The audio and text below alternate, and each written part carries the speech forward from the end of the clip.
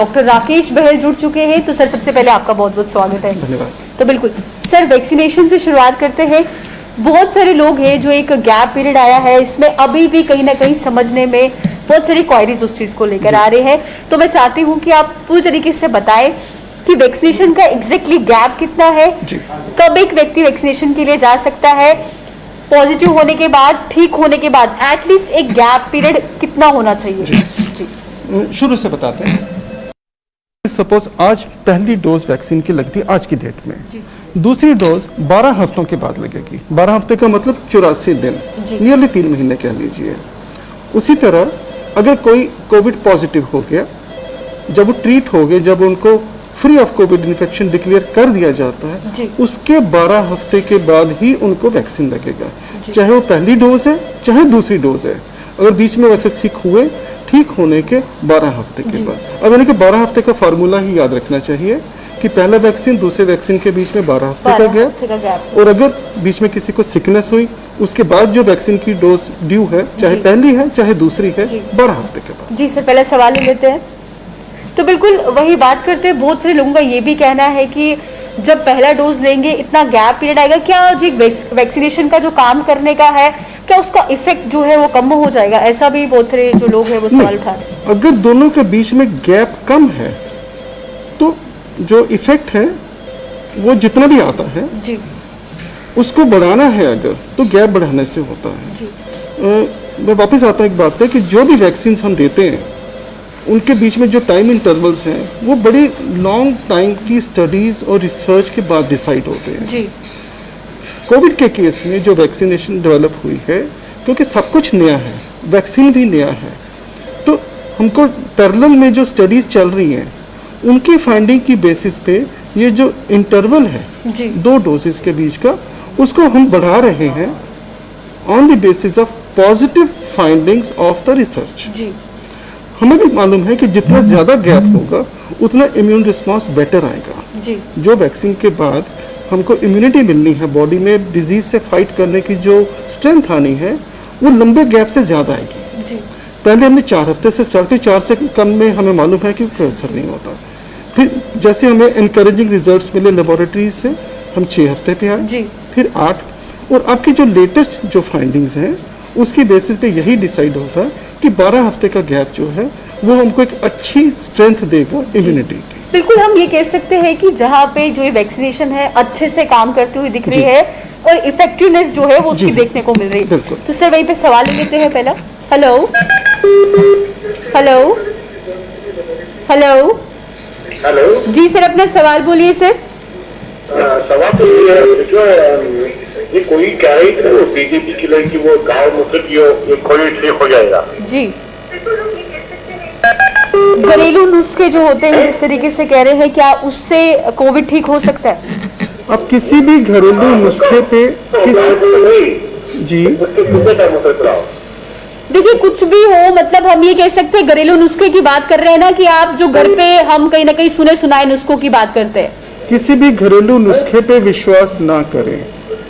Covid वो बीमारी है जी जो हमको समझने का मौका कम दे रही है जी, क्योंकि सिंपल सिकनेस से स्टार्ट होती है, बुखार, खांसी, जुकाम जो आम भी होता है, ये उसी सिंपल सिकनेस से स्टार्ट होती है, मगर बहुत जल्दी ये सीरियस फॉर्म में चली जाती है, इसलिए हमको समझने का मौका कम देती है। इसके लिए जो स्टैंडर्ड ट्रीटमेंट प्रोटोकॉल्स हेल्थ की तरफ से या डॉक्टर्स की तरफ से एडवाइस होती है वही स्ट्रिक्टली फॉलो करनी चाहिए।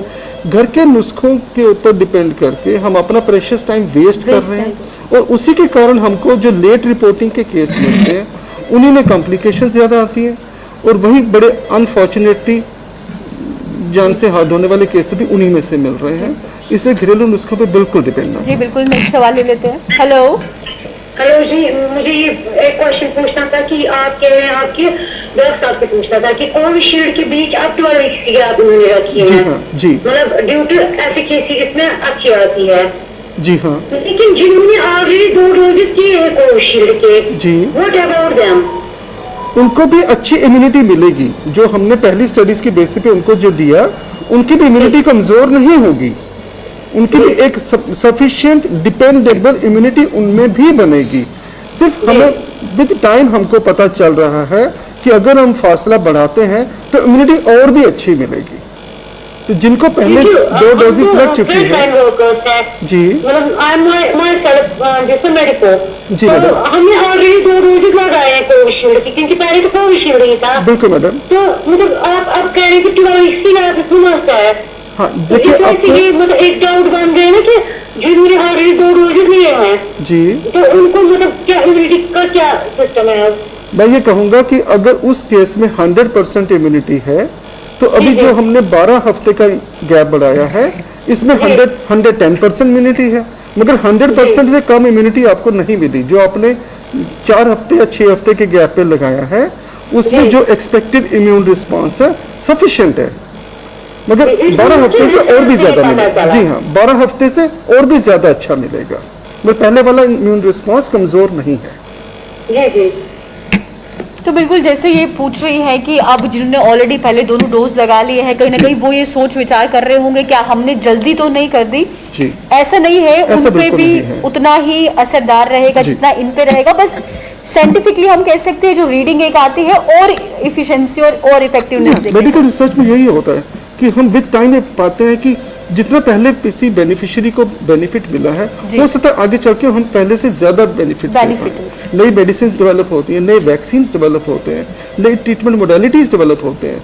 वो ये नहीं कहते कि पहले वाला ट्रीटमेंट गलत है, वो ये कहते हैं कि ये जो नेक्स्ट वाला है हमने डिवाइस की है ये शायद उससे थोड़ा सा बेटर रहेगा, तो हम उस पे चलते हैं। तभी पुरानी चीजें कई बार आउटडेट हो जाती है, पर ऐसा नहीं कि वो बेकार थी, मगर जो नई वाली चीज हमको उससे बेटर उससे सेफर मिलती है तो उसको एक्सेप्ट किया जाता है for the larger benefit of the human beings. Next सवाल ले लेते हैं। हेलो जी सर, अपना सवाल बोलिए सर। हेलो जी सवाल बोलिए सर अपना। ये एक्चुअली मैं 20 दिन पहले कोविड पॉजिटिव था जी, उसके बाद मैं क्वारंटाइन रहा, क्वारंटाइन के बाद मैं नेगेटिव हो गया। जी हाँ, तो अब कभी कभी मुझे खांसी आती है, तो इसके लिए डॉक्टर साहब से पूछा था क्या क्या प्रिकॉशन करना है। आप जितनी मेडिसिन पहले ले रहे थे वो सारी बंद हो चुकी है? डॉक्टर साहब जो मेडिसिन सारी ले रहे सारी बंद हो चुकी है ना? नहीं डॉक्टर साहब मैं मेडिसिन ले रहा हूँ। ले रहे हैं? हाँ मेडिसिन भी ले रहा हूँ, अभी मेडिसिन ले रहा हूँ। साथ में आप गर्म पानी के गरारे करते हैं? नहीं गर्म पानी के गरारे करा था, आप बंद हो गए। वो बंद ना करिए, वो अच्छा। दिन में 3-4 बार वो करिए और रात को सोने से पहले गर्म पानी अच्छा। की भाप लीजिए, वो बंद ना करिए। कम से जब कम मास्क लगाता हूँ उस समय ज्यादा खांसी होती है। हाँ वो तो ठीक है, मगर रात को सोने से पहले आप गर्म पानी की भाप लीजिए कोई 5 मिनट के लिए, 5 या 10 मिनट के लिए, और गर्म पानी के गरारे दिन में 2-3 बार करिए, तो उससे आपको आराम लगेगा। Most welcome.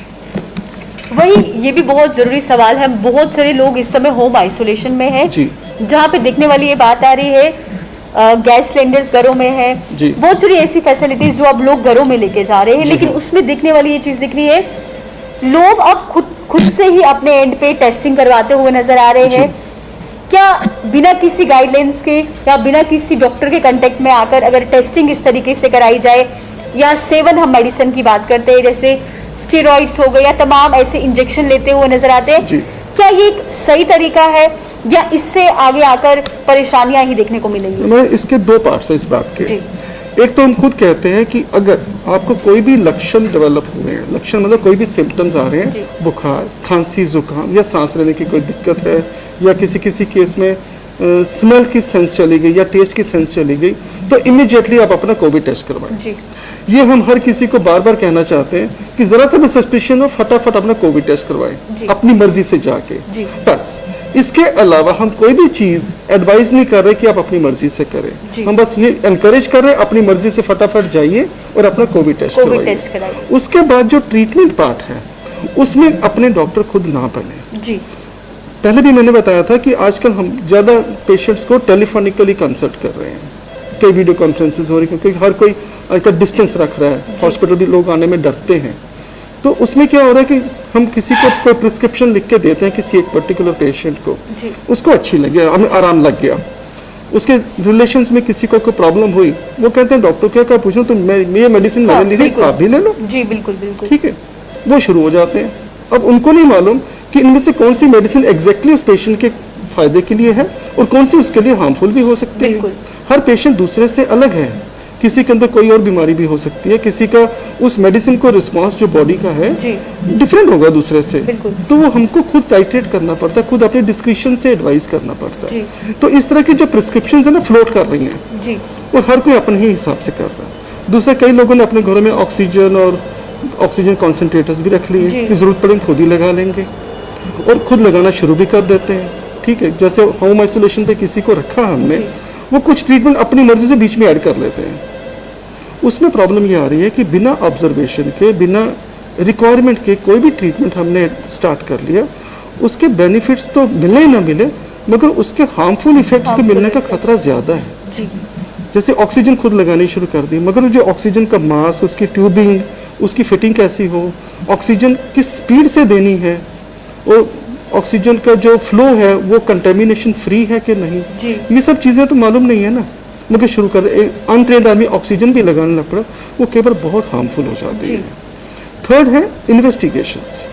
हमें कई पेशेंट्स की बहुत सी इन्वेस्टिगेशंस करवानी पड़ती, बेसिक ब्लड इन्वेस्टिगेशन से लेके कुछ कोविड स्पेसिफिक टेस्ट हैं वो भी हमको करवाने पड़ते हैं। कई केसेस हमको छाती का एक्सरे, इवन सीटी स्कैन भी करवाना पड़ता है। अब कुछ पेशेंट्स में हमने देखा है कि बिना हम लोगों की एडवाइस किए भी वो खुद ही सीटी स्कैन भी करवा लेते हैं, ब्लड टेस्ट भी करवा के ले आते हैं। एक तो बहुत अपना बिना रीज़न के टेस्ट करवा रहे हैं, ब्लड भी दे रहे हैं, जी उस पर खर्चा भी कर रहे हैं, देन अननेसेसरीली वो लेबोरेटरी में जा रहे हैं। बिल्कुल जब वो पॉजिटिव है उनको तो लेबोरेटरी तक जाना नहीं चाहिए। जी बिल्कुल। हम भी एडवाइस करने पहले सोचते हैं कि पेशेंट को ब्लड टेस्ट करवाना है तो प्रैक्टिकली क्या क्या फिजिबल रहेगा, क्या उसको इन्फेक्टेड पेशेंट को लेबोरेटरी में जाने के लिए बोलें या ना बोलें। अकॉर्डिंगली ये सारी इफ्स एंड बट्स के बाद सोचने के बाद ही हम थोड़ा हेजिटेशन के साथ एडवाइस कर पाते हैं। जी फिजिबिलिटी देखनी पड़ती है। जी। मगर जो सेल्फ डायग्नोसिस पे आ गए हैं, सेल्फ मैनेजमेंट पे आ गए हैं, वो इस तरह के रिस्क भी ले रहे हैं। जी। जैसे लैब में चले गए, एक पॉजिटिव आदमी चला गया, वहाँ कितने नेगेटिव पेशेंट होंगे, उनको उनको भी भी इन्फेक्शन देके आ बिल्कुल। जाएंगे। तो इसके कई नेगेटिव इफेक्ट्स हैं सेल्फ मेडिकेशन, सेल्फ डायग्नोसिस के, जो लोगों को नहीं करना चाहिए। बिल्कुल सर, नेक्स्ट सवाल ले लेते हैं। तो जिस तरीके से आप कह रहे हैं, एट द एंड हम ये कह सकते हैं कि जो मेडिसिन आप ले रहे हैं, जो टेस्टिंग आप करा रहे हैं, सबसे पहले आपने डॉक्टर के साथ ज़रूर एक बार बताना है। जी।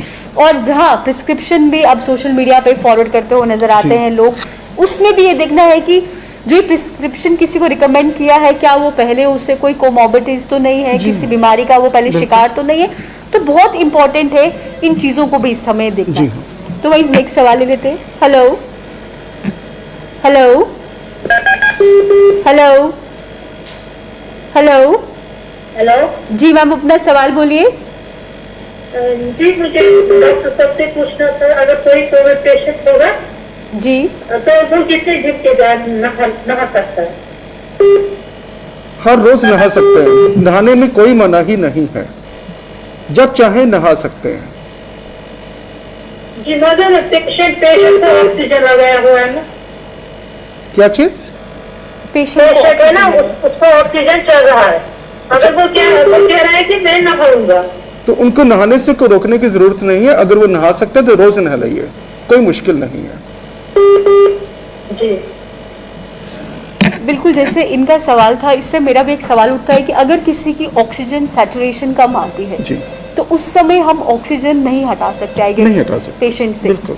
तो अगर इनकी ऑक्सीजन सैचुरेशन ठीक आती है तो फिर ये तभी जो भी हाइजीन जब कंफर्टेबल तभी करेंगे ना, क्योंकि जिस टाइम उनकी ब्रीदिंग में डिफिकल्टी, उस टाइम वो नहाने का सोच भी नहीं सकते। ये तभी सोच पाएंगे जब थोड़े से कंफर्टेबल होंगे, तो वो कंफर्ट जोन में ही कर पाएंगे। बिल्कुल।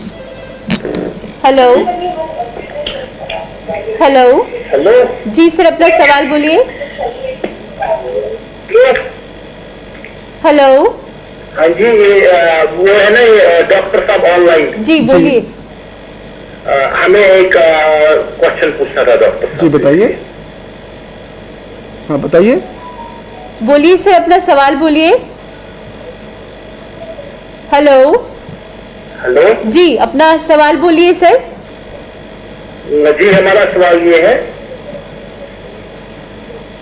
तो हमारा सवाल ये है, कोविड पॉजिटिव पेशेंट रिकवर हुआ है, जी।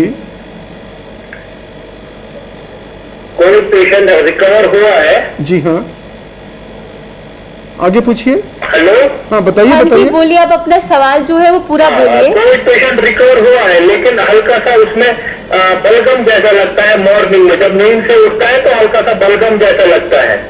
खांसी नहीं आती है लेकिन हल्का सा चेस्ट में और बलगम जैसा लगता है सुबह सुबह, ज्यादा नहीं, फिर गर्म पानी से वो ठीक होता है। बिल्कुल ठीक है। इस मरीज को रोज रात को सोने से पहले गर्म पानी की भाप लेनी चाहिए कोई 5-6 मिनट के लिए। रोज करने से ये जो सुबह बलगम आती है नहीं आएगी, आराम लग जाएगा। रोज रात को सोने से पहले गर्म पानी की भाप लीजिए।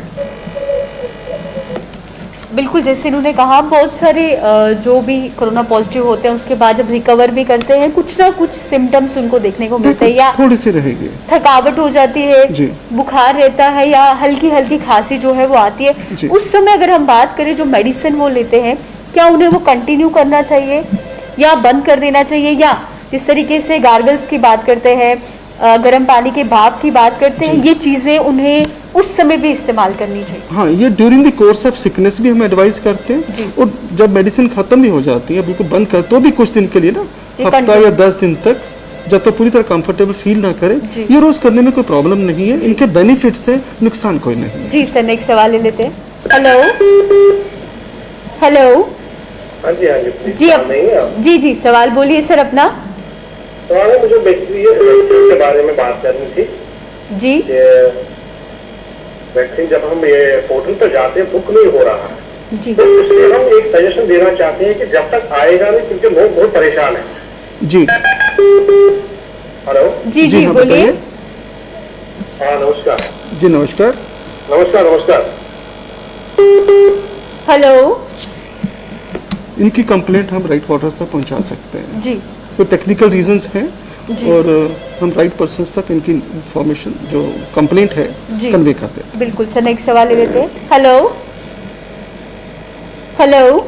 हेलो जी, अपना सवाल बोलिए सर। मेरा सवाल है, जो कोविड के लक्षण होते हैं ना, कभी किसी में दिखाई नहीं देते हैं, वो अपने आप ठीक भी हो जाता है जी, तो उसको किस चीज का परहेज करना चाहिए फिर?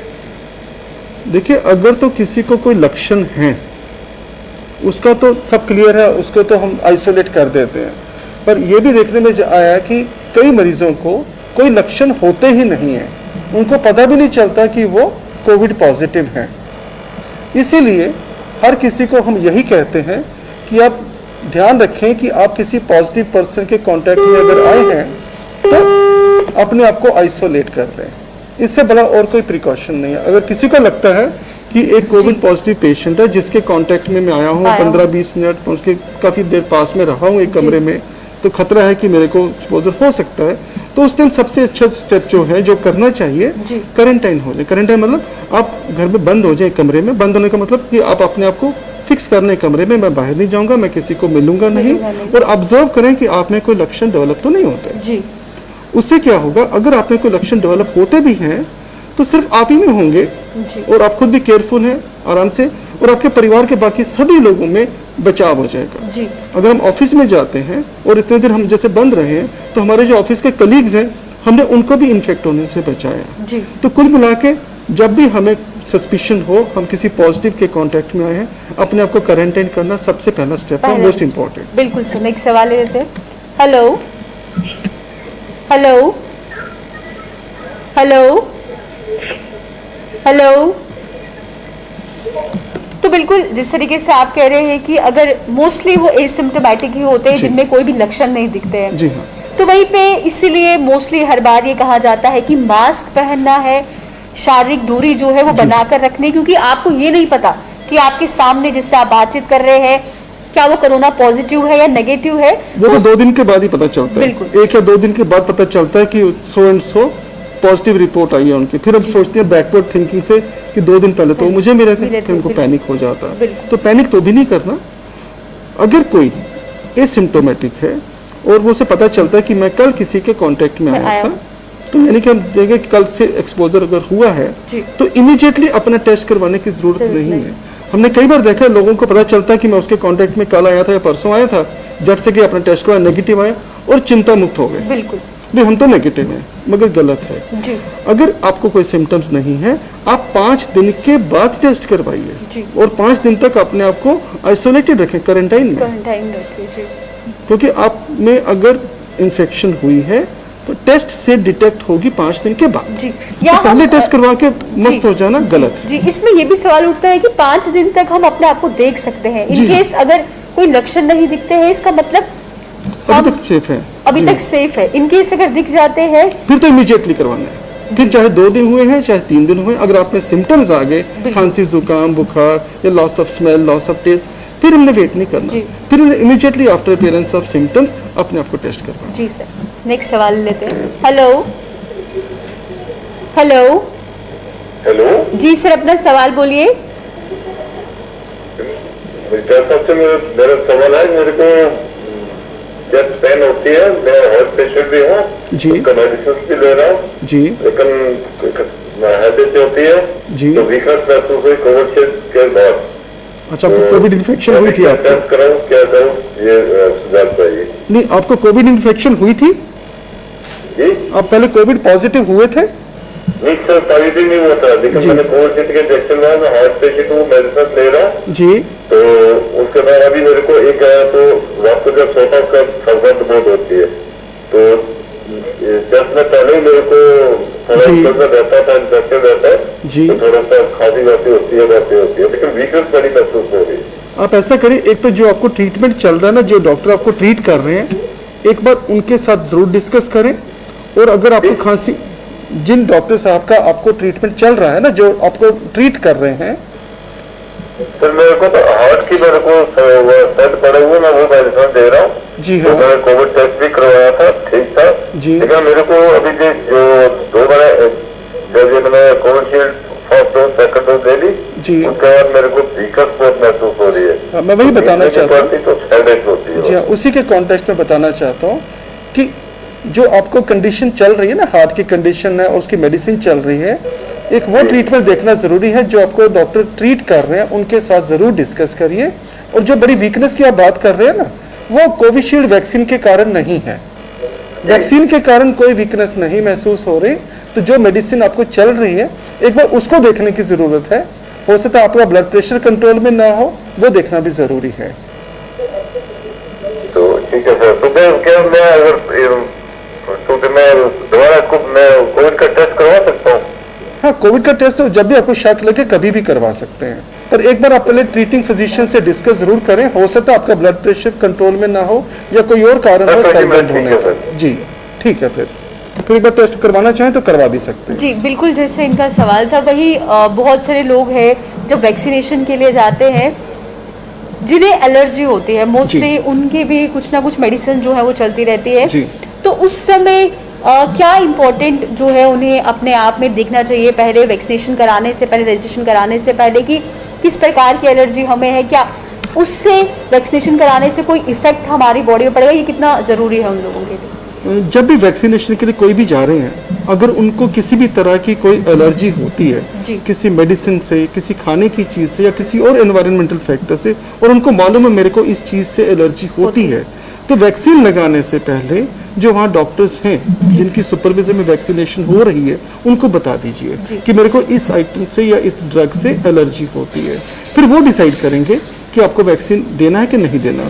मोस्ट ऑफ द केसेस में वो अलाउ करेंगे कि देना है। जी। और वो प्रिपेयर्ड भी होते हैं, वहाँ पे सारा अरेंजमेंट होता है। अगर किसी को कोई एलर्जिक रिएक्शन होता है उसको मैनेज करने के लिए वो तैयार बैठे हैं। बिल्कुल। तो उनको मालूम है कौन से केस में हमको वैक्सीन पोस्टपोन करना है, किस केस में नहीं देना, और मेजॉरिटी ऑफ केसेस में मोस्टली वो उनको मिल जाता है कि दे देंगे। बिल्कुल सर, नेक्स्ट सवाल ले लेते हैं। हेलो हेलो जी, अपना सवाल बोलिए सर।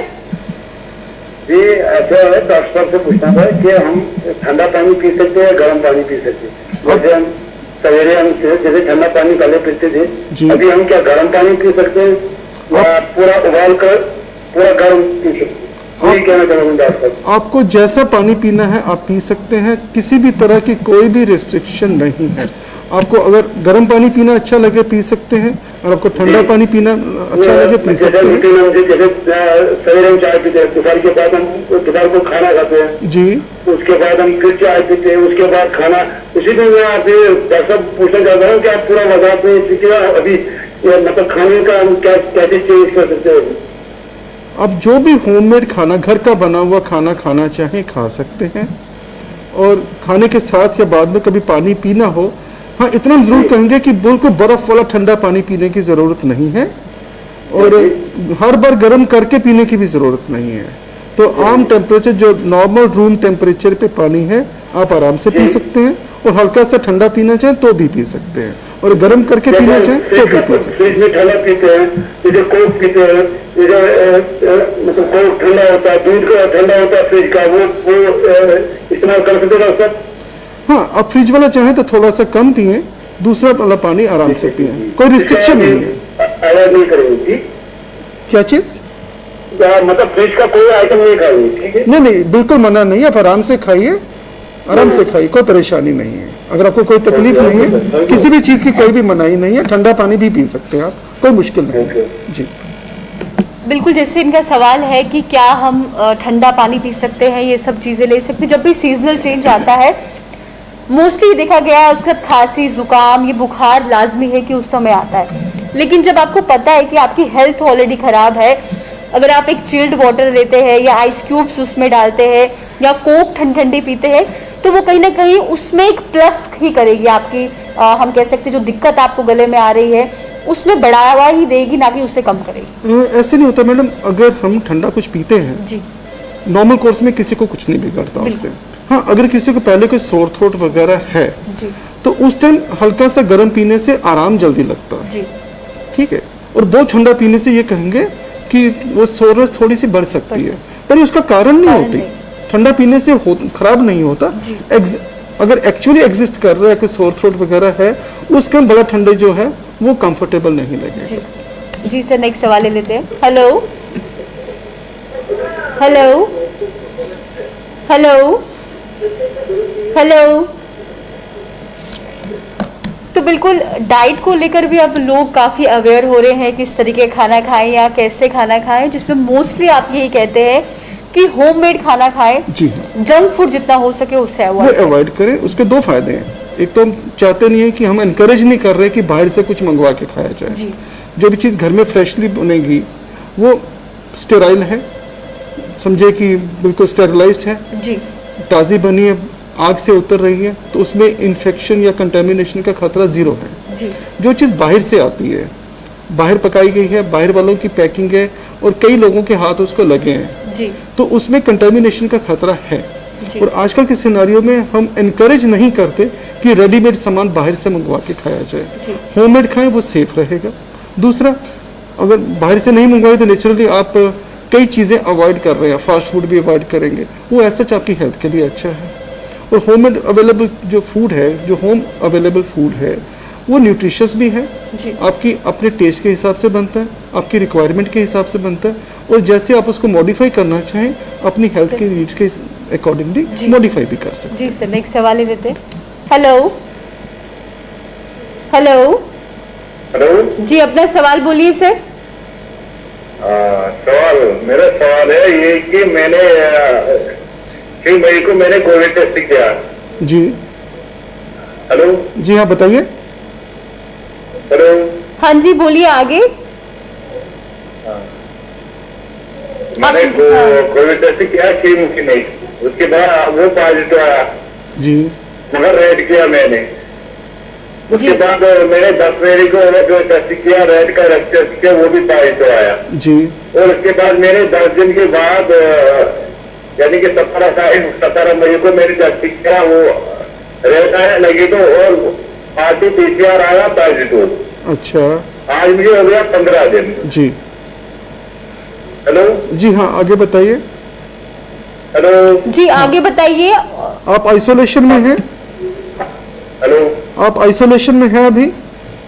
हाँ, मैं आइसोलेशन में था, 15 दिन हो गया और मैं आपको बिल्कुल फिजिकली फिट हूँ। जी, मैं बिल्कुल फिजिकली क्या मैं ये कोविड टेस्ट करना पड़ेगा? आपको ट्रीटमेंट खत्म हो चुका है?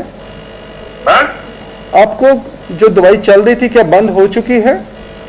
वो मैंने मैंने खाया, मैंने खाया और तीन अच्छा, ठीक है। टैबलेट मैंने दिन में खाया। अच्छा, एक बात बताइए, आपको कोई सिम्टम है, बुखार, खांसी, जुकाम कुछ? नहीं, वो मुझे भी उस वक्त भी नहीं था, ना इन दिनों में करा है, ना बुखार, ना खांसी, ना कुछ, ना ऑक्सीजन। मैंने इन दिनों से, मैंने 20 दिनों से ऑक्सीजन लेवल चेक किया जी, और 95 और 96 मुझे ऑक्सीजन लेवल रहा। ठीक है, फिर तो हम कह सकते हैं कि आप कोविड इन्फेक्शन से फ्री हो चुके हैं। आप बाहर आ सकते हैं, बाकियों से डिस्टेंस मेंटेन करके रखिए, मास्क पहने रखिए और आइसोलेशन से आप बाहर आ सकते हैं। तो बिल्कुल वही, अब समय हो चुका है एक छोटे से ब्रेक का, तो जल्द लौटते हैं ब्रेक के बाद।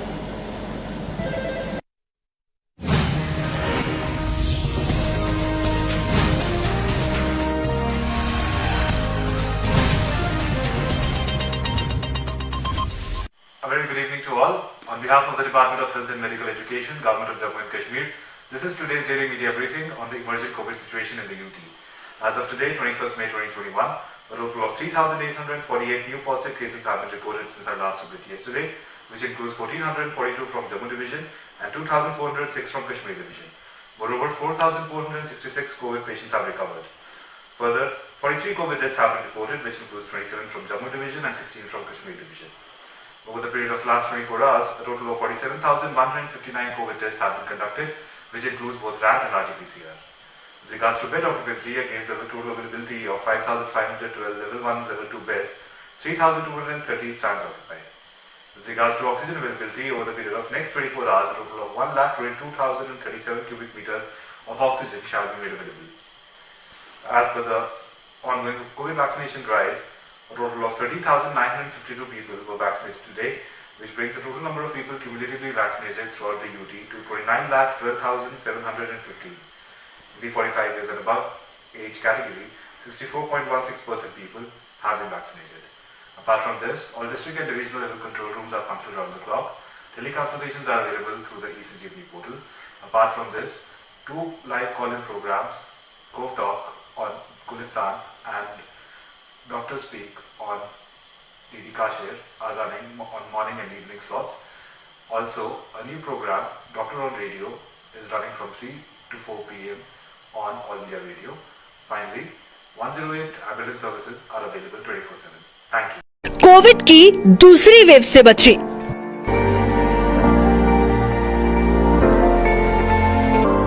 मेहरबानी करके इस बीमारी को समझने की कोशिश कीजिए।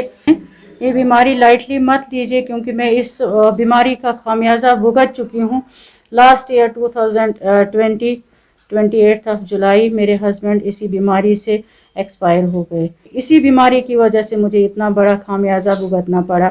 लोग इस बीमारी को इतना ज़्यादा लाइटली ना डिस्टेंस मेंटेन कर रहे हैं और ना ये मास्क यूज़ कर रहे हैं, और जहाँ पे भी गैदरिंग में मास्क यूज़ नहीं करते हैं। मैं सबसे यही इल्तिजा करती हूँ, सबसे पहले मास्क इस्तेमाल करिए, हैंड वॉश करिए, डिस्टेंस मेंटेन करिए, क्योंकि ये इस बीमारी का कुछ भी पता नहीं चलता है कि ये कहाँ से क्या होता है और इंसान कब कैसे इंसान के साथ क्या होता है, क्या नहीं होता है, और इंसान मरने की कगार तक पहुँचता है। National health mission Jammu Kashmir द्वारा जनहित में जारी। कोविड की दूसरी वेव से बचें।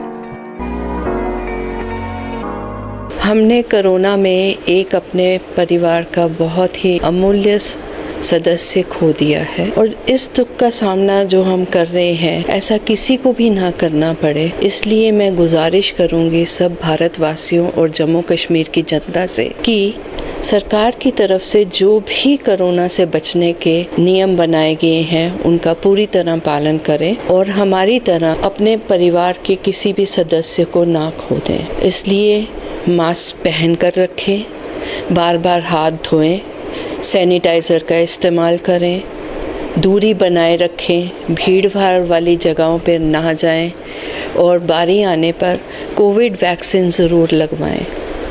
इसलिए जो भी सरकार ने कानून बनाए हैं उनका पालन करें। National health mission Jammu Kashmir द्वारा जनहित में जारी।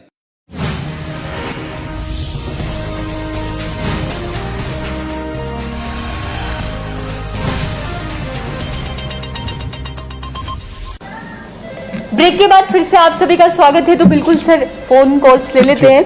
हेलो हेलो मैम जी, अपना सवाल बोलिए सर। मैम मेरा सवाल है कि ब्लैक फंगस क्या होता है, इसके सिम्टम्स क्या है? जी क्या कहा? ब्लैक फंगस क्या होता है, इसके सिम्टम्स क्या है? देखिए, पहली बात है जो ब्लैक फंगस है इससे डरने की जरूरत नहीं है और ये हर किसी को नहीं होता। हेलो,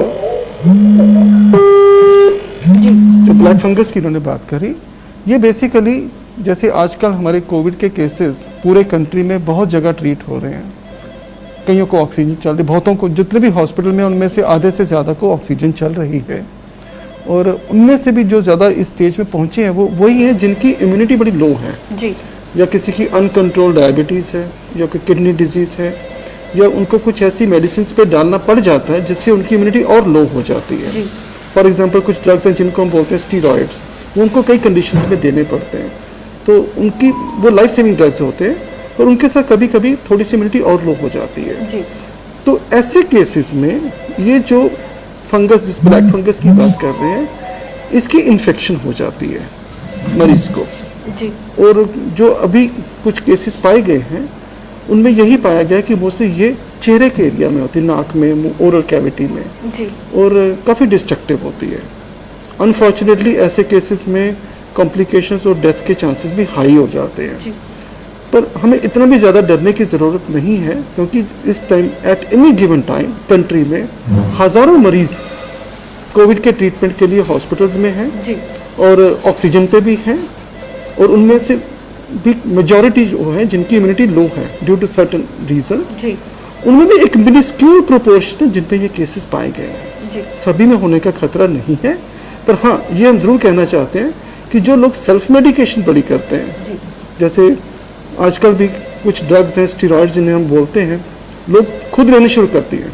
अगर आइसोलेशन में भी हैं घर में, डॉक्टर के कहे बिना खुद भी लेना शुरू कर दिए क्योंकि किसी न किसी ने कहा रे तुमको ये नहीं डाला, ये भी ले लेते हैं। मेडिसिन मार्केट में अवेलेबल भी हैं, खुद भी खाना शुरू कर देते हैं।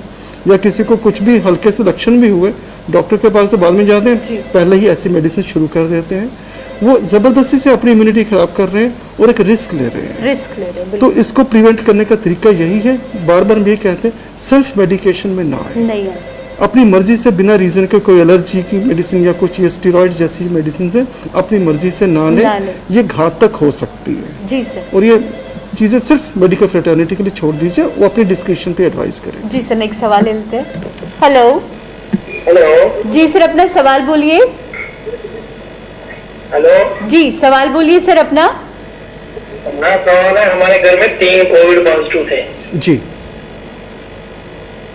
हाँ, आगे बताइए, आगे बताइए। एक हाउस है जी। तो बिल्कुल जितना मुझे लग पा रहा है ये होम आइसोलेशन में ही होंगे 3 पेशेंट्स, तो अब कहीं ना कहीं रिकवर होंगे, या हम ये कह सकते हैं प्रिकॉशंस के लिए पूछ रहे होंगे कि सपोज 3 पॉजिटिव हैं और कोई 1 या 2 हैं जो नेगेटिव हो सकते हैं, तो बचाव कैसे हो। तो जो तो पॉजिटिव हैं वो तो आपस में मिल सकते हैं, मगर जो नेगेटिव है उनके साथ तो उनकी इंटरेक्शन नहीं हो सकती। तो आइडियल सर्कमस्टांसेस में जैसे उनके घर का स्ट्रक्चर है, अगर वो अलाउ करे तो पॉजिटिव लोग एक तरफ हो सकते हैं और नेगेटिव वाले फ्री रहें, और नेगेटिव वाले उनको जैसे लुक आफ्टर कर रहे हैं और उसके दौरान वो अपने सारे परहेज ऑब्जर्व करें, मास्क हमेशा लगा के रखें और मरीज के सामने ना जाएं। उनको खाना वगैरह भी देना तो उनके दरवाजे के बाहर छोड़ दें जिसको वो खुद उठा लेंगे, और अपनी पर्सनल हाइजीन पूरी तरह मेंटेन करें और घर की खिड़कियां वगैरह खुली रखें जी, वो बहुत ज़रूरी है। बिल्कुल। इस समय क्योंकि मोस्टली जहाँ एसीज वगैरह एयर कंडीशनर में हम बैठे हुए हैं, खिड़कियां बंद की हुई है, ताज़ी हवा घर तक नहीं पहुँच पाती है, वो भी बहुत इंपॉर्टेंट है हम कहते हैं। जी हाँ, इस टाइम वो एक नेगेटिव फैक्टर का रोल प्ले करता है क्योंकि एसी के चक्कर में आपको खिड़कियां बंद रखनी पड़ती हैं। तो आजकल हम लोग यही रिकमेंड कर रहे हैं, अगर आपने एसी लगाया भी है तो भी दरवाजा या खिड़की खुली रखें। But we need is free flow of air, बाहर से ताज़ी हवा अंदर आए, अंदर की भी डाइल्यूट होकर बाहर की तरफ जाती जाए। एसी भी लगाना है तो अब पूरी तरह कमरे को एयर टाइट करने की पोजीशन नहीं रही। अब हम एयर टाइट करना अफोर्ड नहीं कर सकते, दरवाजा या खिड़की खुला छोड़िए। जी सर, नेक्स्ट सवाल ले लेते हैं। Hello hello hello hello hello जी, अपना सवाल बोलिए सर।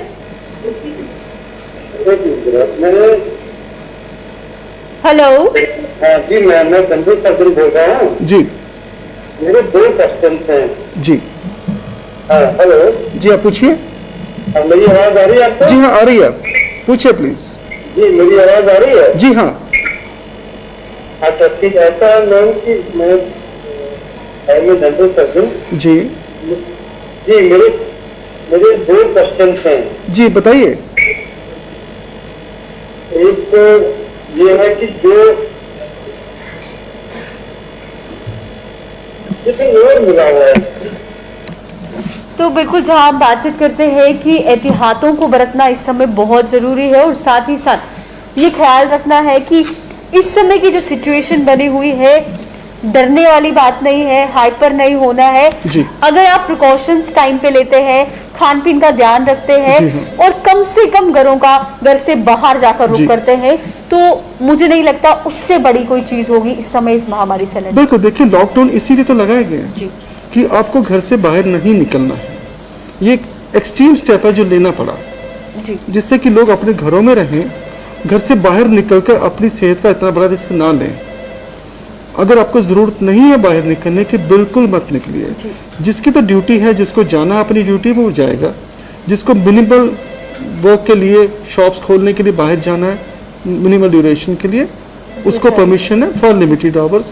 या जिसने कोई सामान लेने के लिए बाहर जाना है, तो एसेंशियल नीड्स को मीट करने के लिए ही, इसके अलावा तो कोई परमिशन नहीं है। अब यहाँ तक हो गया। अब इसके बाद पब्लिक की रिस्पॉन्सिबिलिटी ये आती है कि वो इसकी गहराई को समझें, इस सिचुएशन की गंभीरता को समझें और इसको स्ट्रिक्टली फॉलो करें। जी। अगर रीजन नहीं है बाहर निकले, मत निकलिए घर से बाहर। अगर आप 4 दिन घर के अंदर बैठे रहेंगे, कुछ नहीं बिगड़ेगा आपका, मगर एक बचाव हो रहा है आपका और आपके परिवार का। बिना रीजन के घर से बाहर जाके एक तो हम इन्फेक्शन को इनवाइट कर रहे हैं, और जब उसको लेके घर पहुंचेंगे तो बाकियों के लिए खतरा लेके आ रहे हैं। बिना रीजन के बाहर निकलना सबसे बड़ी जो है चुनौती है इस टाइम, इस सिचुएशन। जी सर, नेक्स्ट सवाल लेते हैं। तो बिल्कुल ये कह सकते हैं कि रिस्क फैक्टर ज्यादा है बाहर, और जितने प्रिकॉशंस आप लेंगे और वैक्सीनेशन की तरफ ज्यादा से ज्यादा अपना रुझान करिए, तभी हम इस समय से निकल पाएंगे। जी बिल्कुल। वही नेक्स्ट सवाल ले लेते हैं। हेलो हेलो जी सर, अपना सवाल बोलिए। मैम, एक पेशेंट है, एज है 70 ईयर्स। जी जी बोलिए सर। तो उनको एक तो बुखार है 2-4 दिन से, दूसरा भूख नहीं लग रही है। और कुछ इसके साथ खांसी जुकाम या कोई सांस लेने की दिक्कत? खांसी है जी। आप इनका फटाफट पहले कोविड टेस्ट करवाइए। सुबह होते ही सीधे जाके इनका हॉस्पिटल में कोविड टेस्ट करवाइए जी। और अगर वो नेगेटिव आए तो फिर इनका ट्रीटमेंट वही डाल दिया जाएगा। अगर पॉजिटिव होंगे तो फिर कोविड के हिसाब से इनका ट्रीटमेंट स्टार्ट होगा। बाकी भूख तो नहीं लगती है? कोविड टेस्ट कराया था जी। नहीं, भूख लगना या ना लगना एक सेकेंडरी बात है। भूख लगना या ना लगना सेकेंडरी बात है, पर प्राइमरी टेंशन की बात यह है कि उनको बुखार भी है, खांसी जुकाम भी है, इसलिए उनका कोविड टेस्ट जरूर करवाना है। जी। तो बिल्कुल, जब भी इस प्रकार के सिम्टम किसी को दिखते हैं या उन्हें लगता है कि अब बुखार बढ़ता हुआ नजर आ रहा है या खांसी मेरी बढ़ती हुई नजर आ रही है, जो कि अब 5 दिन हो गए हैं या 3-4 दिन हो गए, तो सबसे पहले टेस्टिंग जो है ये समझने की बात है कि वहां पे जल्द से जल्द अपना टेस्ट कराइए और ये जानिए सबसे पहले। हमको ये देखने की जरूरत नहीं है कि हमको खांसी 2 दिन की, 3 दिन की या 4 दिन की है। जिस दिन स्टार्ट हो, जिस दिन लगे खांसी जुकाम हो गया, बुखार हो गया, पहले दिन ही टेस्ट करवाने का सोचें। हम सेल्फ मेडिकेशन तो प्रमोट नहीं करते, मगर सेल्फ मोटिवेशन जरूर प्रमोट कर रहे हैं कि आपको जब लगे फटाफट जाइए और अपना टेस्ट करवाइए। बार बार वही स्लोगन है कि घबराएं नहीं और छिपाएं भी नहीं। जी। फटाफट जाके अपना टेस्ट करवाएं। जी सर, नेक्स्ट सवाल ले लेते हैं। Hello hello hello hello. तो बिल्कुल टेस्टिंग में देरी नहीं होनी चाहिए। और दूसरी बात, जहाँ हम कहते हैं कि जो भी पेशेंट घरों में है, अगर उनका ऑक्सीजन लेवल गिरता हुआ नजर आता है तो जल्द से जल्द उन्हें अस्पतालों की ओर पहुंचाइए। ऑक्सीजन लेवल अगर आपका 95 एंड अबव है, घबराने की कोई बात नहीं। 90 और 94 के बीच में तो अलर्ट रहना है। अगर 90 से नीचे हो तो फिर इमीडिएटली हॉस्पिटल जाना है। ये हमेशा माइंड में रखना चाहिए। जी सर, नेक्स्ट सवाल। हेलो हेलो जी, अपना सवाल बोलिए सर। अच्छा, मुझे ये बताए मैडम जी, ये मतलब दुख की बात है जो मतलब वो कह रहा है, ठीक है, मगर प्रॉब्लम तो ये फालतू से भी ज्यादा कश्मीर लेने से आते हैं। जी सर, क्या बोल रहे हैं? जी जी बोलिए। मैं कहता हूँ कि फालतू जो कई फालतू केसेस ज्यादा कश्मीर में लेने से आते हैं। मैं जम्मू में क्यों ज्यादा मरते हैं? बात क्या है? हम तो बड़े कश्मीर में जम्मू से बोल रहा हूँ। जी जी, इनका कहना है कि पॉजिटिव केसेस जो है वो कश्मीर में ज्यादा देखने को मिलते हैं, लेकिन अगर डेथ रेट की बात कर रहे हैं वो जम्मू से डेथ रेट्स इतनी हाई क्यों आ रही है? अच्छा, ये पूछना चाहते हैं। क्या बात है जी, इसका क्या कारण है? असल में क्या है कि दोनों डिविजन्स में, जम्मू डिवीजन और कश्मीर डिवीजन में, हेलो, जम्मू डिवीजन और कश्मीर डिवीजन में जो केसेस थे ना, उनमें शुरू में भी पहले अनइक्वल था कि जम्मू में केसेस कम थे, कश्मीर में ज्यादा थे। बीच में कुछ देर के लिए ऐसा हुआ कि जम्मू में केसेस ज्यादा हुए, कश्मीर के में कम हुए। तो ये जो डेथ की, हाँ जी हाँ, जी हाँ, ज्यादा पार्टी कश्मीर से ही है, समझ में आता है कौन सी बदनसीबी हमारी है। जी वही बताना चाहते हैं कि ये जो केसेस है जिनमें जो बड़ी डेथ्स हुई हैं, ये वो केसेस है जो आज से कोई 3 या 4 हफ्ते पहले पॉजिटिव हुए थे, और उन दिनों जम्मू के केसेस बहुत ज्यादा हो रहे थे। तो अब हमको उम्मीद है और 1 हफ्ते के अंदर अंदर ये जो ट्रेंड है ये बेटर फॉर्म में आ जाएगा, थोड़ा इम्प्रूवमेंट आएगी इसमें। तो बिल्कुल जेन्युइन क्वेश्चन है उनका, बिल्कुल जेन्युइन कंसर्न है उनका। तो बिल्कुल सर, नेक्स्ट सवाल ले लेते हैं। हेलो जी सर, मैम कौन से बात कर सकता हूँ? जी बोलिए, अपना सवाल बोलिए सर।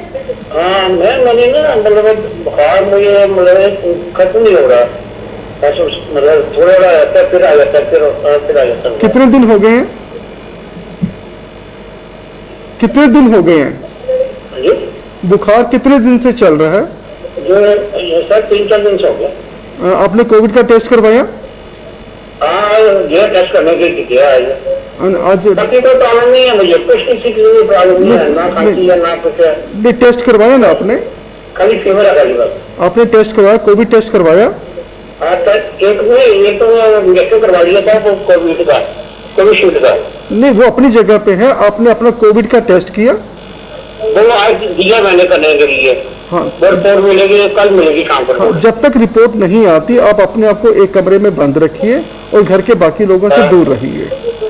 सिर्फ खांसी नहीं आ रही है, बस नहीं आ रही मुझे। हाँ, इसीलिए आपको कहना चाहते हैं कि जो भी मेडिसिन आपको चल रही है वो चलाते रहिए और घर के बाकी लोगों से अलग एक कमरे में बंद रहिए, तो जब तक रिपोर्ट नहीं आती। ठीक है। जैसे ये कह रहे हैं कि इन्हें बुखार आया, क्या ऐसा हो सकता है कि सिर्फ एक ही सिम्टम हो, सिर्फ खांसी ही हो और कोरोना हो सकता है? बिल्कुल, क्यों नहीं हो सकता? या ये इंतजार करना है खांसी भी हो, जुकाम भी हो, बुखार भी हो? इनमें से कोई एक लक्षण भी हो। जी, आजकल तो नहीं चाहते कि कोई जरा सा भी इंतजार करे। इंतजार करने का मतलब है कुछ प्रेशियस 1-2 दिन हम वेस्ट कर रहे हैं जी। और जितना जल्दी डिटेक्ट होगा, जितना जल्दी हम उसके ऊपर ट्रीटमेंट स्टार्ट करेंगे और उसको आइसोलेट करेंगे, मरीज का भी बचाव है और बाकी परिवार के लोगों का भी। इसमें देर नहीं करना, कुछ और लक्षण का इंतजार नहीं करना। एक लक्षण पे भी आप आइए और अपने टेस्ट करवाइए। जी सर, नेक्स्ट सवाल ले लेते हैं। हेलो जी, अपना सवाल बोलिए सर। जी, मैं डेंटल सर्जन हूँ। मेरा एक क्वेश्चन ये है कि मैं जो अपने पेशेंट्स को ट्रीट करता हूँ जी, जो प्रोसीजर्स भी मैं करता हूँ, तो उसमें डॉक्टर साहब से पूछना था मुझे, डॉक्टर आतिश जी से, कि उसमें मैं ये जो रैपिड टेस्ट हम करते हैं जी, हाँ जी बोलिए, जो रैपिड टेस्ट हम करते हैं आगे। जी, रैपिड टेस्ट में अपने पेशेंट्स का जो मैं करता हूँ, मैं एक किट यूज करता हूँ SG बायोसेंसर के नाम से जी। तो इसमें मेरा क्वेश्चन ये कि अगर इज इट सफिशिएंट कि आज अगर रैपिड टेस्ट के बाद ही हम कोई प्रोसीजर जो डेंटल प्रोसीजर है, रूट कैनाल है या एक्सट्रैक्शन जैसे भी है जी, तो हाँ, इज इट सफिशिएंट कि या उनको मुझे ITPCR के लिए भेजना है जो है?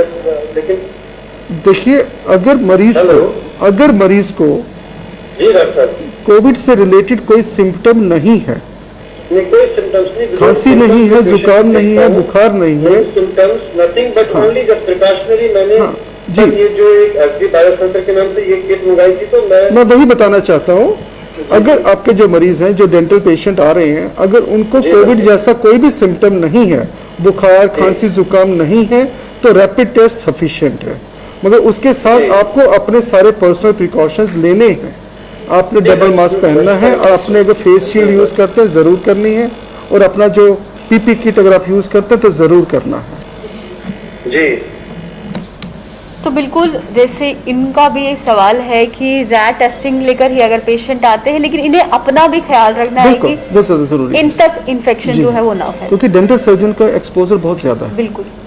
नेक्स्ट सवाल ले लेते हैं sir. Hello hello hello hello जी, अपना सवाल बोलिए। जी, गुड इवनिंग मैम। जी गुड इवनिंग मैम, अपना सवाल बोलिए।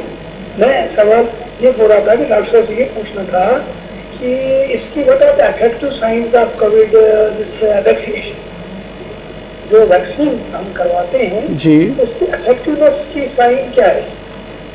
इसके इफेक्टिवनेस का साइन एज सच कोई नहीं होता। इसकी साइन यानी जैसे किसी को कोविड की अलामतें बताते हैं ना, जैसे जी, डायरिया हो या बुखार वगैरह हो, तो क्या इसके जो वैक्सीनेशन लगाने के बाद भी क्या ऐसा कोई साइंस आ जाती है जो सिमिलर हो? नहीं, ऐसा कोई साइन नहीं होता जिससे मैं पता चले कि हमें, नहीं, मैं शुरू से बताता हूँ। जब किसी को वैक्सीन लगता है तो शुरू के 1-2 दिन में हल्का सा बुखार या शरीर में दर्दें हो सकती हैं।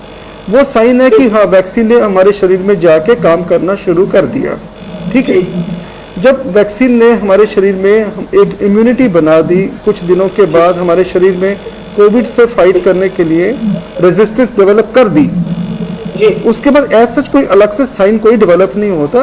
पर यह जरूर होता है कि अगर हमको कोविड इन्फेक्शन होगी तो वो हमको ज्यादा तंग नहीं करेगी। नहीं सर, वो तो मैं समझ गया जी। पर मेरा क्वेश्चन क्या है कि जैसे हमने फर्स्ट सेकंड वैक्सीन लगाया जी, या पहले जैसे कोविड मुझे हुआ तो मैंने बाद में जो पहला आदमी था तो मैंने टेस्ट करवाया, अपनी ड्यूटी चेक करवाई तो पॉजिटिव थी जी, उसके बाद मैंने जो वैक्सीन लगाई, लेकिन फर्स्ट वैक्सीनेशन लगाया उसमें कोई उतना ज़्यादा प्रॉब्लम नहीं हुई, लेकिन सेकंड वैक्सीनेशन के बाद थोड़ा सा पानी पानी हो रहा है, जगह खराबी हो रही है, तो मैं ये पूछा कि बता क्या क्या है? हाँ, ये जो हल्के से साइंस एंड सिम्टम्स है ये वैक्सीन के बाद डेवलप होते हैं, मगर उसके बाद इसमें वैक्सीन से ऐसा हो सकता है कि मतलब जो भारीपन हो जाए या मसलन जैसे आपके लूज मोशन तो नहीं है, लेकिन वैसे कोई हो जाए या बिल्कुल किसी केस में हो सकते हैं, मगर नुकसान नहीं है। वैक्सीन चल रही है अंदर एक जगह दूसरी जगह, नहीं, ऐसा नहीं, ऐसा सोचने की बात नहीं है। किसी केस में ऐसे सिम्टम्स पाए गए हैं, पर इनसे डरने की बात, ये टेम्पररी होता है, और जो वैक्सीन ने हमारे शरीर को इम्यूनिटी देनी है वो अपनी जगह काम कर रहा है। उससे ये ना सोचें कि इससे कोई शायद हमारी इम्यूनिटी कम होगी, बिल्कुल नहीं। इम्यूनिटी, वैक्सीन अपनी तरफ से इम्यूनिटी आपके शरीर में डे बाय डे डेवलप कर रहा है। तो बिल्कुल वैक्सीनेशन को लेकर काफ़ी सवाल है लोगों के कि कैसे लगवाएं, कब लगाएं, क्या इफेक्टिवनेस है, क्या कुछ लक्षण इसको देकर मिलते हैं, तो बहुत ज़रूरी भी है, हर एक व्यक्ति को ये पता होने चाहिए बिफोर वैक्सीनेशन। तो वही नेक्स्ट सवाल ले लेते हैं। हेलो हेलो हेलो जी, अपना सवाल बोलिए। मेरा ये सवाल है, अगर किसी को बुखार हो तो उसको वैक्सीनेशन हो सकती है? अगर बुखार या खांसी जुकाम चल रहे तो हम 2-3 दिन के लिए वैक्सीन को पोस्टपोन कर सकते हैं। अगर किसी को बुखार या खांसी जुकाम कुछ हो रहा है या कोई भी सिकनेस है तो 2-4 दिन के लिए हम वैक्सीन को डिले कर सकते हैं, 2-4 दिन के बाद लगा सकते हैं। हाँ, उस दिन छोड़ के 2-3 दिन के बाद लगा सकते हैं। जैसे वैक्सीनेशन को लेकर ये सवाल पूछ रहे हैं कि खांसी हो, जुकाम हो, ये कह सकते हैं जब आप अच्छे से उससे रिकवर हो जाए उसके बाद ही वैक्सीनेशन के। जैसे किसी को भी कोई भी सिकनेस चल रही हो ना, खांसी जुकाम बुखार है, जैसे बाकी वैक्सीन के बारे में बोलते हैं, अगर कोई सिकनेस चल रही है तो you can hold the vaccine for 2 or 3 days जब तक वो सिकनेस ओवर ना हो जाए। इनके किसी को बुखार वगैरह चल रहा है तो उसके साथ ही वैक्सीन देने की जरूरत नहीं है। और आजकल के सिनेरियो में ये चेक करना भी जरूरी है कि कहीं वो कोई कोविड तो नहीं है, वो टेस्टिंग भी करवाना जरूरी है। नेक्स्ट सवाल ले लेते हैं। हेलो जी, अपना सवाल बोलिए। हाँ जी, ऐसे है, मुझे क्वेश्चन पूछना है डॉक्टर साहब से। जी मैडम। जी बोलिए मैम। जी जी बोलिए। हेलो। हाँ जी बोलिए, अपना सवाल बोलिए मैम। ऐसे मेरी मदर को बुखार था पिछले ट्यूसडे को, 11 मई को। जी। रात को हुआ था, ठंड लग के। जी। और फिर वो 2-4 दिन हुआ, 100 से नीचे ही रहा, 100 गया बस 1-2 दिन, और फिर 3 दिन हुआ नहीं कुछ भी, और फिर एक दिन 98 गया, और फिर शाम को सुबह 98 और शाम को 99.5 रह रहा है। जी। तो हमने पार्टी कराया है रैपिड टेस्ट, तो उसमें तो नेगेटिव आया है, तो क्या करना चाहिए हमें? उसमें क्या आया है? नेगेटिव नेगेटिव आया है। हेलो। हाँ, आपका टेस्ट जो है रिजल्ट नेगेटिव आया ना? हाँ जी, टेस्ट नेगेटिव है। तो इसका मतलब है कि बुखार का कारण कुछ और भी हो सकता है, अदर देन कोरोना कोई भी कारण हो सकता है। तो आपने किसी डॉक्टर को कंसल्ट किया? तो बिल्कुल जैसे इनका ये सवाल है कि अब इसमें क्या करना चाहिए, तो क्या सजेशन आप इन्हें देना? इसमें एक चीज ये हाईलाइट होती है कि इनको कोविड इन्फेक्शन नहीं है। बुखार का कारण अदर देन कोविड भी तो हो सकता है, तो दे मस्ट गेट इन्वेस्टिगेटेड और first of all scene by doctor. बिल्कुल। नेक्स्ट सवाल ले लेते हैं। हेलो जी, अपना सवाल बोलिए। मेरा मेरी मदर पॉजिटिव थी। जी। हेलो। जी हाँ, बताइए। हेलो जी, सवाल बोलिए सर अपना। मेरी मदर पॉजिटिव थी। हाँ जी। तो मैंने उनका 14 दिन के बाद उनका ये करवाया, RT-PCR करवाया। जी। तो उनका RT-PCR 14 दिन के बाद भी वो पॉजिटिव आया। अभी उनको कोई सिम्टम है? सिम्टम कोई भी नहीं है उनको, कितने दिन के बाद वो फिर पॉजिटिव आया। कितने दिन से उनको कोई लक्षण नहीं है, बुखार खांसी या जुकाम? कितने दिन से नहीं है? माइल्ड कफ है, ये भी ज्यादा नहीं है, सैचुरेशन भी ठीक है, टेम्परेचर कोई भी नहीं है। जी। तो वो आइसोलेशन में ही है घर में अभी तक? नहीं, आइसोलेशन में नहीं है, अभी 2-3 दिन से नहीं है आइसोलेशन में। मैं 14 दिन के बाद वो घर में आ गई थी सबके साथ। अच्छा, घर में आ चुके हैं, ठीक है। वो अपने मास्क वगैरह लगा के रखे, अब उनको हम कोविड फ्री डिक्लेयर कर सकते हैं। अच्छा, कोविड फ्री कर सकते हैं ना? वो घर में ही रहेंगे, सारे प्रिकॉशन लेंगे वो। ठीक है सर, ठीक है सर। बिल्कुल, जैसे इन्होंने कहा कि घर में आ चुके हैं, माइल्ड सा जो एक इन्फेक्शन देखने को मिल रहा है, लेकिन उसके बाद भी जो प्रिकॉशंस अपनी जगह है वो लेते रहेंगे। जी सर। नेक्स्ट सवाल ले लेते हैं। हेलो जी, अपना सवाल बोलिए। अच्छा, मुझे डॉक्टर से बताया था जिससे डबल डोज क्या है ना वैक्सीन। जी। हेलो। हाँ जी बोलिए, डबल डोज किया वैक्सीन आगे? इससे दूसरा वैक्सीन भी क्या होगा?